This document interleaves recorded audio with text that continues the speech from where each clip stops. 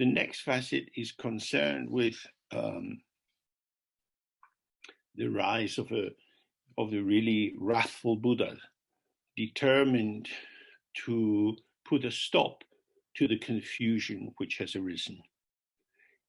It's a translation of a traditional story, a very interesting story, a tragic story in the dramatical sense, about two young men who go to see a teacher to get some development in their life. They hope to get enlightened.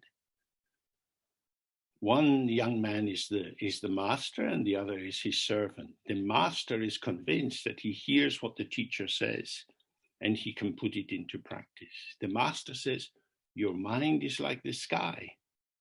Allow whatever arises to come and go without taking it seriously, without reifying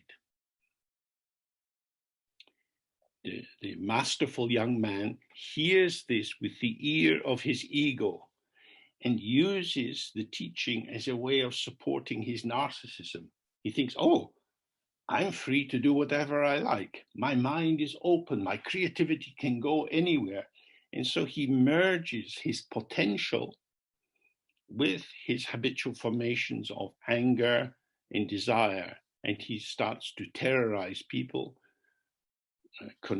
sexually controlling women, being violent towards men, and his gets increasingly worse. Whereas his servant, being a humble person, hears the teaching and sits with the openness of the mind, allowing the various thoughts and feelings to arise and pass. And as they do, he's not investing them with energy. He's not confirming them in their habitual seeming validity, because he's relaxed and open. And gradually the negative structures of his behavior thin out and he becomes more simple, more fresh, more present, more alive. So these two, starting from the same point, receiving the same teaching, go in very different directions. And the young master eventually turns into this monstrous being who brings huge pain and suffering into the world, until eventually the Buddhas have to manifest a very wrathful form to control him.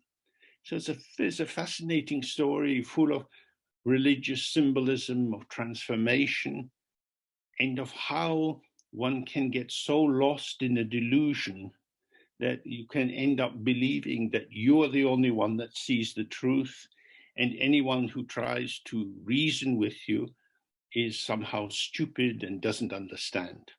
Of course, we see these patterns reflected in many of our political leaders of the present moment.